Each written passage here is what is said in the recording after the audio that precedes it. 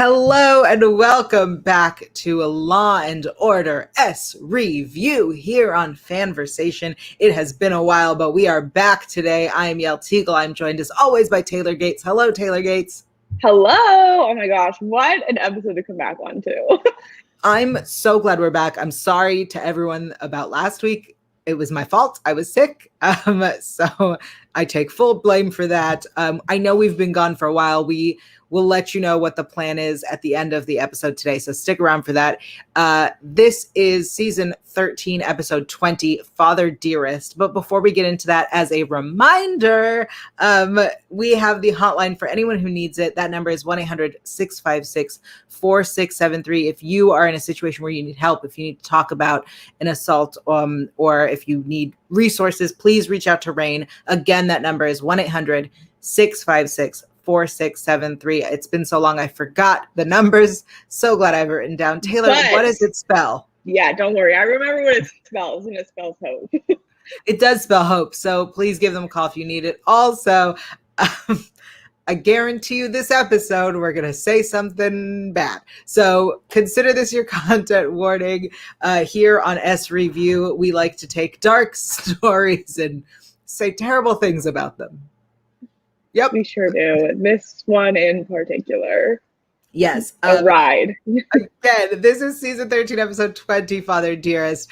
The quick cap is a sperm donor father trying to have babies with the children he fathered, or could it be part of an even more fiendish plot? That's the quick cap. That's a good question and a good quick cap. I just want to say, I remember watching this episode live because I saw the preview for it the week before, and I was like, this is going to hit. Like, this is going to be so good. And I had a softball game out of town. I was still in high school, and I had a softball game out of town, and I was just like, if we go into extra innings and I am not home in time to watch this live, I'm going to be livid. And I got to see most of it. I missed the first, 10 minutes, but I just want to say, I will always remember that. We know what my priorities were in high school, and they were correct. They were the right priorities. I love that story. Thank you for sharing that. Of course. It's funny that you missed the first 10 minutes because every single time I forget how the episode starts. Every time I sat down to watch this and I was like, wait, what does this have to do with anything? Yeah. What is this 911 call with this annoying child? Listen, I'm going to just say it. I don't want to hate on children. I'm sure this is a wonderful child. He smiles through the whole scene. And I'm like, it's not funny. Your mother is bleeding out and he's smiling when he's talking to the detectives. I'm like, the director probably should have done another take on this. I just feel like this is not the vibe. It's funny because I actually like it because it feels like a kid. It feels like a kid who has no clue what's going on, no concept of well, mommy's sleeping for some reason. And is she? I don't use some context clues. I know you're young, but you'd think that you would put some pieces together. I think also if you think your mommy's sleeping, why did you call 911? Right. That's not adding up. I think he's suspicious. Honest to God, that kid is suspicious to me.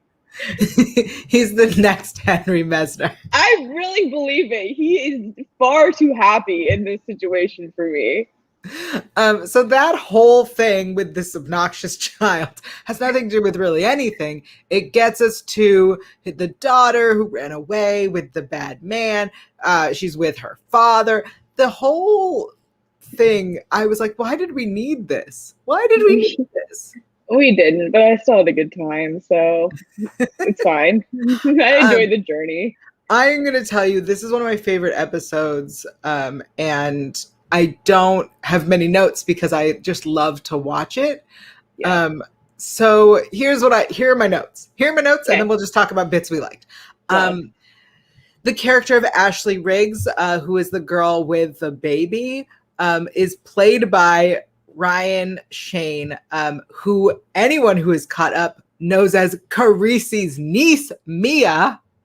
Oh, she did look familiar. I've seen her somewhere. Wow. So really, when that episode aired, I was like, wait a second, isn't that one of James Van Der Beek's girls? Hold on. Wait, that is some crossover I did not expect. Yeah, so she grows up to be Carice's niece. Good for her. Moving up. You know what's impressive though? Girl has not aged a day. No, not at all. Not at all. She's youthful. The other notes that I have is I love that we get some Dr. Wong in this one. It's really fun. I do like that we get this this situation. I don't know what to call it, this condition that is legit and that does come up in other episodes of SVU of biological family members having weird attractions to each other when they didn't grow up together. It's true, but that's been a thing forever, like the Oedipus complex or whatever. Like that's a thing, and so it's interesting to see it like keep being explored through. Yeah, SVU is a thing. I mean, an Oedipus complex is not the same. No, it's not the same. But I just mean like families. Oh, family. Weird dynamic sure. With romance. Yeah, that's what I was referring to. I just wanted to clarify because they did grow up together. Yes. He was raised by her anyway. So, right. Which is a whole other. It's another episode for another time. I also so some other characters and actors we need to point out. Yes, James Van Der Beek is the guest star of this one. I realized upon the viewing for our show that it happens to be, he doesn't show up until the last 15-20 minutes of the episode. I know. I was like, I didn't realize it either because that's who I think of when I think of this episode. Just and we'll get to it with the poll, but for that one episode, we think of John Stamos. And so I'm like, okay, he's a John Stamos in this episode. But yeah, he doesn't show up until later. It's like a little, well, not little, it's a huge twist. Right. Also, there's a tweet somewhere in my timeline. That song, the jazz song. Yeah. Is so ingrained in me to be related to this episode that I heard it at Starbucks once and tweeted it because I was like, do you guys realize that this song is now in my head only James Van Der Beek trying to sleep with or convincing these girls to sleep with who they think is their biological father. Powerful. It is truly powerful what the show can do. Yes. Daryl's here. He says how he's missed us. We've missed you too. There are a lot of stories of fathers meeting women who they didn't know were their daughters and things getting messy. That is, yep. Yeah. In fact, I believe one of my favorite older episodes is called Taboo. And it's an episode where this girl finds out that this guy is her biological father and they are seeing each other. They start seeing each other. And then I also want to say, so we have guest star Eric Close, who plays Colin Barnes. He's the worst father. This man is just a terrible human being, but also a terrible father. And I can't imagine his wife, Anne Barnes, played by Sonia Walger, who I can't imagine her staying with this man, choosing him over the character of Sean and then staying with him. You know what I mean? Yeah. I was like, he's not bringing the fun. No, I don't get it. Their relationship, look, I don't want to judge their relationship, but it seems like what happened was when they were in college, right? Anne was dating Sean. Things were going well. They broke up. She immediately started dating Colin. And then she got pregnant and had her kid, and that's why she's with Colin. I just don't understand staying with him, having another child with him. This man he's not a nice person. Why would you be with him? I don't know. Well, I really don't know. I don't understand men, but that's fair. If you're in our chat, if you could let us know why you think they're still together. That's because it seems odd. It seems odd that they'd be together because she seems like a normal person, and then he seems like an arrogant prick. It's true. Daryl has an Rich, I idea. guess. Daryl has a suggestion. For our audio listeners, well, you're missing it. That, or he's got, I mean, he does have money. She screams old money to me, though. I feel like her family is so wealthy. Something about her just screams wealth. You know what I mean? Like, she doesn't need the money. I know that for certain. I get that, like, he's stability, but she doesn't seem to need that. No, she should have gone and lived her wild days instead. Yeah, a divorce would have probably served her well, especially with the 2 kids. Anyway, yeah. We're off topic here. Well, this episode's one of my favorites. I think the part where we meet one of the daughters and she talks about how he like was not surprised that she was a runner and like knew that, like was like, oh yeah, of course you're into this. And our team was like, was it on your social?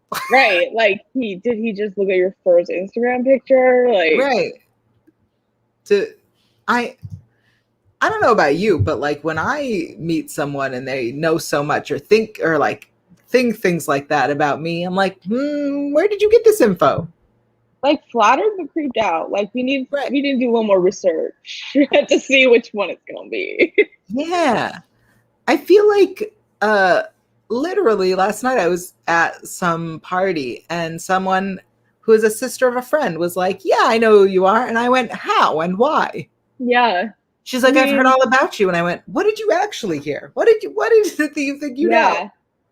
What do you think that you know about me? Right. So if I'm a teenage girl meeting a strange man who claims to be my biological father and he knows these things, I'd be like, how do you know these things? Right. Give me a little more info on that. I also, I've said this before, specifically on other shows, but blood tests. Why are we not doing blood tests? For example, kidding. I threw a fit on Riverdale with Riverdale and the introduction of Chick. And Riverdale no one is very true to life. And no one did blood tests. Nope, they sure And then they were like, nope, turns out it's not him. No, really? What? I also said the same thing about shadow hunters. It's true. It's not. I mean, we have a lot of medical advancements we've made recently. Like, let's utilize them. This person claims to be a relative. Blood tests. Yeah, let's make sure. Those are my notes. I love this episode. I have nothing to say about it. It was just so fun. Oh my god, you missed every part. I did. That I have written down. Genuinely, I was just sitting there being like, yes, so fun. Well, let's start with the most glaring, and that's Olivia Undercover as a lesbian couple. Okay, let's talk about that. It happened, and I loved it. It was powerful. I just I'm a hoe for Undercover. I'm a hoe for lesbians. This combined my two passions into one. And it was just great. Like, it was just wonderful. And I feel like that. Wait, do you believe Undercover Olivia as in a relationship with Undercover Amanda? Because I don't believe this couple. That's my issue. Not really, because they're playing so, like, against type, if that makes sense.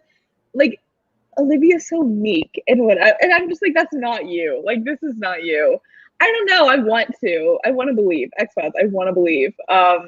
Regardless, though, I'm glad they threw that in there for me. Oh, it's one of the best scenes. The way that it's played is really cute. They really did it smart, too. They're smart in that scene. They're like, oh, no, you don't have any of them left. Well, can we just take a peek at the folder just to, like, see his whatever? And they have that desk lady by the neck. She's like, oh, they're so cute. Like, I'm just going to give it to him. It's against the rules, obviously. And she just makes an exception.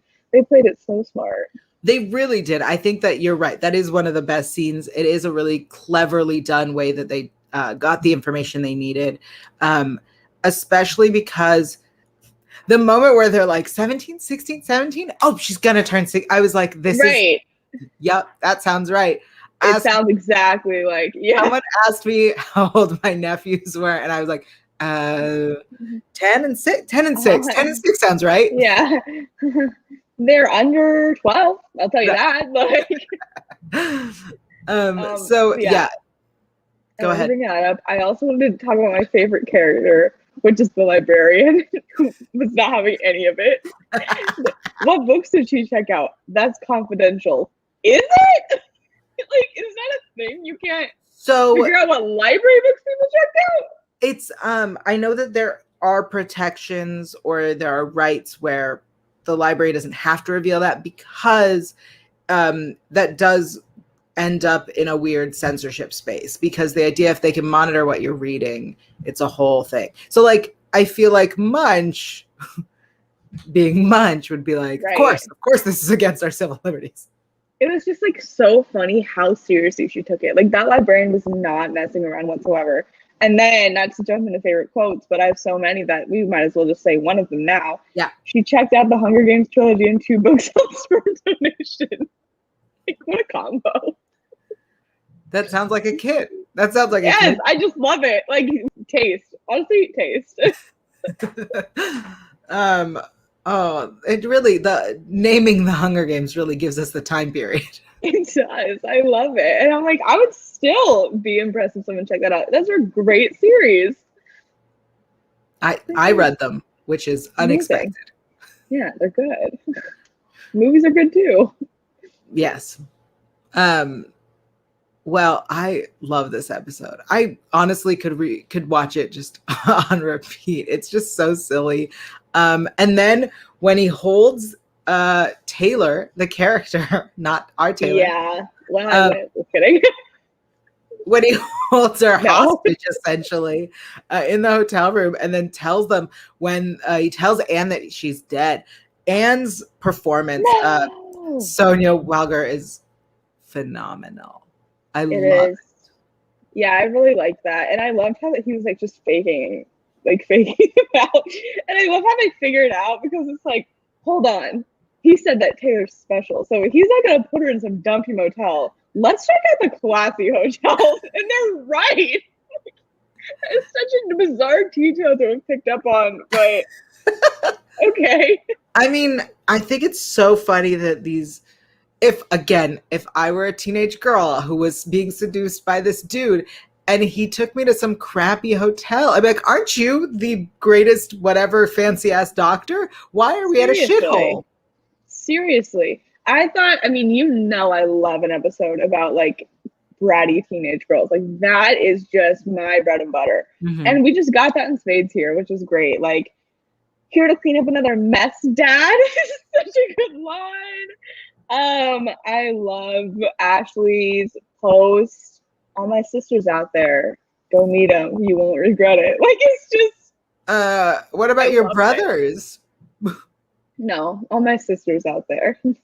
Yeah. Here's the thing. I think Taylor's. Did he have boys? Yeah, that's another good question. Taylor's freak out that her father fathered a bunch of other people, when she says like, I could be dating my own sibling, genuinely one of my biggest fears is the idea of like meeting someone and then it turning out that they're a relative. Luckily I don't have to worry about that, but like that is a huge fear. It's a thing that's happened like more times than you'd probably want to think. I feel like I think, what was that show on Fox that got canceled? Well, that's helpful. It had Brittany Snow in it recently. It was about the sperm donors. Yep. Was it just called Sisters? No, that's on BET. What was it called? I don't know. I know what you're talking about though. Yes, I watched it. I don't know why. I think I was sick. Anyway, it's fine. Right.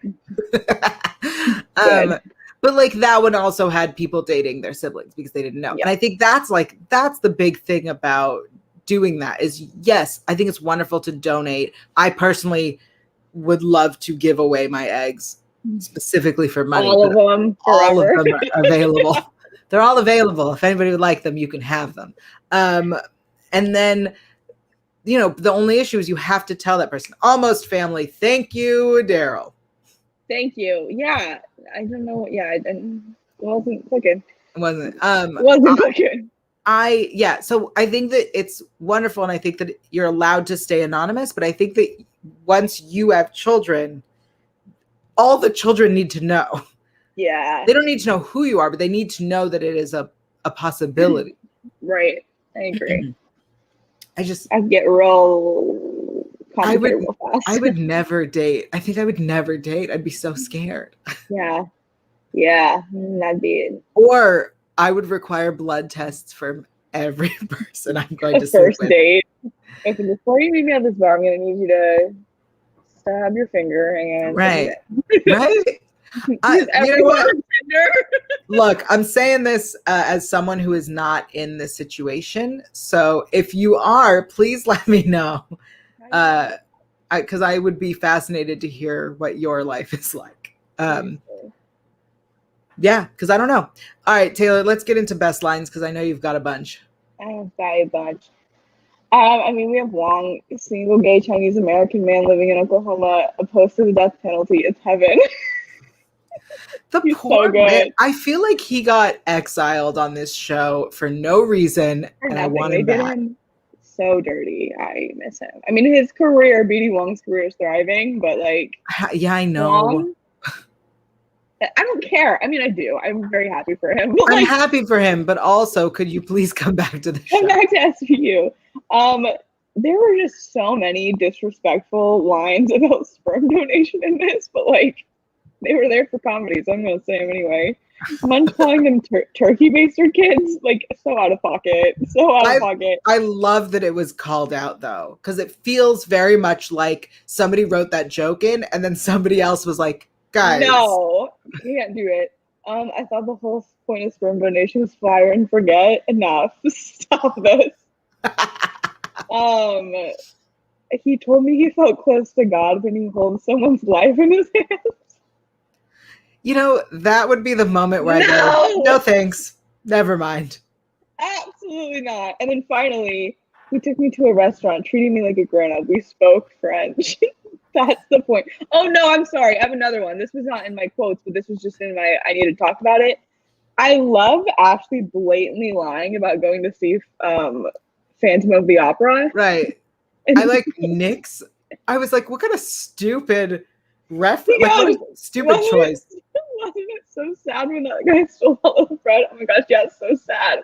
He's like, that's literally Les Mis. Like, Ashley, you didn't read the synopsis, the Wikipedia synopsis for this? Like, she claims she saw Phantom. Like, do you not know the premise? And like with her class, I'm like, I figured that you're into at least some musicals. How would you not know that that's a very different, very popular other musical? Like, the fact that that's what Nick got her on was so funny to me. You're 100% right. I think genuinely the idea that I would have been like, what? That's not it. That's not it. That's Les Mis, you moron. Yeah. I'm like, what? I thought that was just like the most obvious thing because I got it right away. I was like, no, incorrect.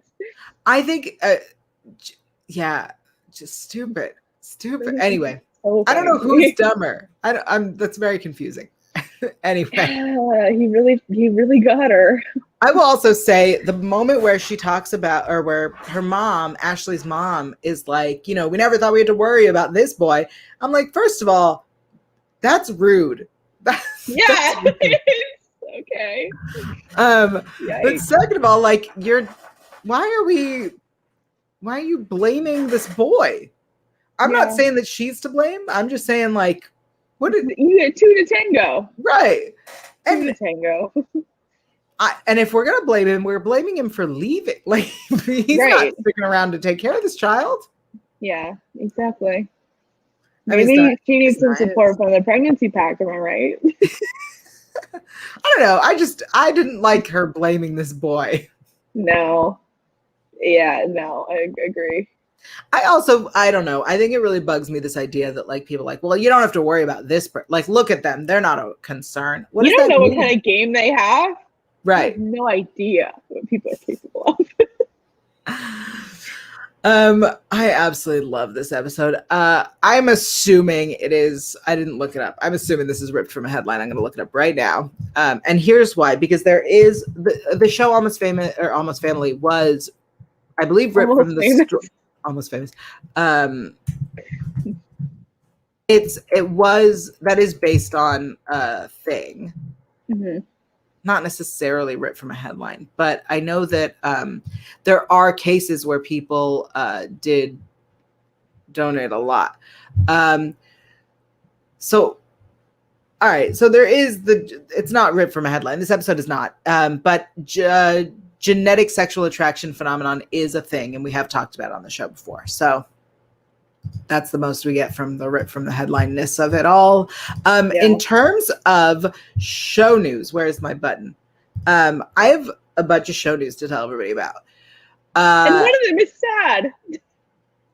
Which one are you thinking? Whatever. You'll say all of yours, and if you don't say it, then I'll say it. So SVU will be back with a 2-hour premiere in the fall. Also, the Law and Order for the Defense is not going forward. That's what I'm saying. Oh, that's sad. Disappointing. Here's the thing. We were promised Law and Order hate crimes, and that one also got shelved. And that was a hate crime, the fact they didn't do it. Right. So when they announced For the Defense, I was like, okay, if that's going to be Barba, fine. If it's not going to be Barba, then go back to hate crimes and put Barba there. Like, give me Barba. Raul a showcase show is what we're saying here. Yes. But also I don't need another Law and Order, right? Like, we have SVU, which is the best of the Law and Orders, hands down, and we know it. Here's the thing. Organized crime isn't terrible.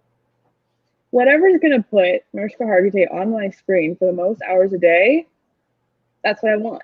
So that's not gonna be a third show. Make 17 of them. I don't care. Do it. Let me write on one of them. Let me make one of them. Do it. More open spots for me to be hired on to this show in this universe. Okay. I see your points. You make excellent points. That's my angle. You make a good point. So many pros. Okay. All right, I'll allow it.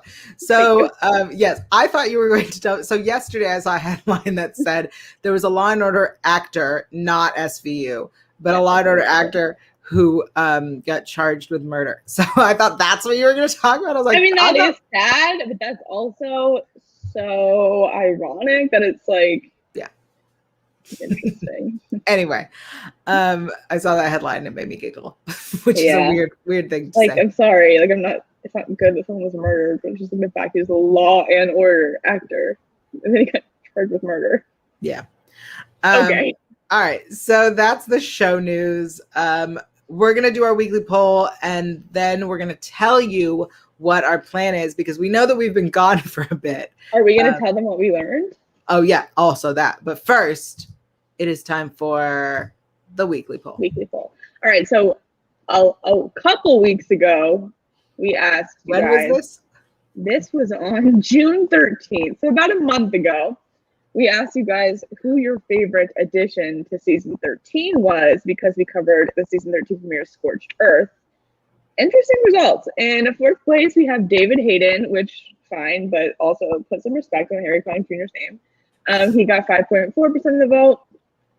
In third place, we have Bayard Ellis, who got 10.2% of the vote, which, I mean, I get it, because the top two were, like, very prominent people in the show. But Bayard Ellis is good. He should come back. And in second place, we have Nick Amaro with 34.7% of the vote. And number one, with almost half of the votes, we have Amanda Rollins, which, of course, a legend amongst us, has almost been here for half of the seasons already. Crazy to think about. Well, that was actually when we announced that we were going to be doing an episode that was picked by the winner of our contest that we did. So that was today's episode, was picked by Kay Hirsch, for those who missed that. So thank you for picking this one also, because I was like so hyped when I saw it. I love this episode. Yael was so excited too. So good choice. Like, I really genuinely was like, what episode is this? Then I looked it up and I went, oh my God, I love this episode. Great episode. And so this week's poll, asking a great thought-provoking question to you all. And that is, who is your favorite serial father? We have 3 choices and other, because we know that there's plenty more scattered around the season. But these were the 3 that came to mind first. We, of course, have Sean, James Van Der Beek from this episode. The other one that always pops into my head is Ken, who's the John Stamos character. An amazing episode. Last but certainly not least, we have our very own Elliot Stabler, because he has like 25 children. You know what's so funny is that we picked Sean, even though he's not the father. Wait, you're so right. Well, we thought that he was for the majority of it. That was the premise. That's okay. I love it. I think this is such a great poll. I can't wait Here's to see. The thing. We've had a lot of polls now. We have to get creative. Okay. I think serial father is such a good way to put it, because you said that, and I was like, Elliot has 5. That counts. Like, you're right. And if we're counting the different actors that plays them as 2 separate ones, right, it's even more than that. Right. We have multiple Maureen's now. Yeah. We have Kathleen's since 2 day Kathleen's. 1. No, we have 1 Kathleen. Kathleen's been there from the beginning. Allison Psycho. I think you're wrong. I think I'm right. No, she came in season 3. No, Kathleen's been there forever. It is a different Kathleen in season 1. No, it wasn't. I'm pretty sure it is. Tell me. Dickie's the only one who's been there since season 1. That's not true. Kathleen and Dickie. Mm-mm. Liz, we didn't even see before organized crime. So yes, we did. We did not. Okay, that's actually maybe true. I'm not confident on that. But she didn't speak. She didn't have speaking parts. She spoke in sorry, there was a scene in a park. Okay, great. 1. Girl, Kathleen's always been here. Season 1. Yes, she has. I'm looking it up right now. I'm going to tell you right now. I am like so certain. I know you are, but I remember when I did the press conference with for organized crime, Chris Maloney mentioned it, and then I looked it up, and he's right. She came in. Whole life will be a lie. Who was in season 1 then? It was a no. I mean, I don't want to say that about an actor, but she was not known. Hold on, I'm going back to season 1, episode 1. I really was so sure it was Maureen. Like Maureen was the one, and Lizzie, but I thought Kathleen was an OG. No, Dickie's the only OG. Hold on, I got you guys. I have it right now. And Dickie doesn't even look like the same person. And yet it is him. Okay, hold on. No, I'm gonna be devastated. You know, I'm so sorry.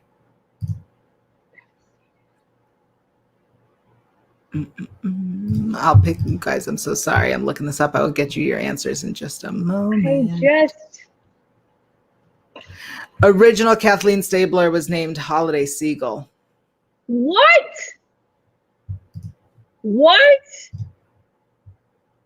She was in 6 episodes in season 1. She was in an episode of Third Watch as teenage girl. She was in a short called Abby Down East. And she was young girl in The Changeling in 2006. I'm like legitimately angry right now. I'm so sorry. My whole life is a lie. I was like so confident that Kathleen had been there since the beginning. I guess they didn't really give her a speaking part in season 1. Taylor just got hit by the duck. I did, girl. I did. I'm like really ruined my freaking whole Sunday. I'm sorry. Whatever. It's fine. I'm mad, though. Current Kathleen didn't join until season 3. She's an OG. You're an OG in my heart, Allison. Okay. I mean, OG in my heart. She is the only one that I imagine when I see Kathleen. So. Yes, that's true. Her impact is just so big. We just forgot anything that came before her. I think also you haven't seen season 1 as many times as I have. That's very true. Season 1 is like one I haven't seen like a whole lot of times. I've seen certain episodes from it a few times, but overall, no. Season like 10 on, well, even like 6 on is kind of my sweet spot. As I was pulling info for today's episode, I realized how much I love season 13. But season also, 13 is one of my favorite seasons by far. I'm a big fan of the old seasons. Whole new attitude.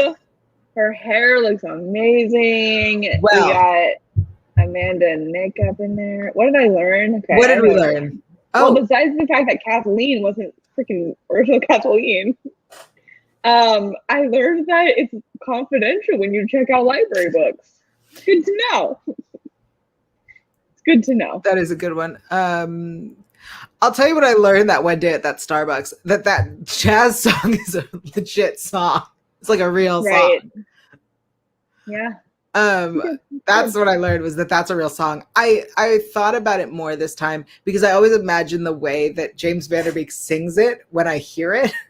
Yeah. And I wonder if the way that it was done in terms of production, and I don't know if this is true, but this is what I imagine, is that they didn't have it on set. And so he was just singing. And then when they played it, when they did the edits, the way that it like overlaps, he's just off by a little bit, which is adorable. Yeah, I like it. It kind of makes it feel more real anyway. Yeah.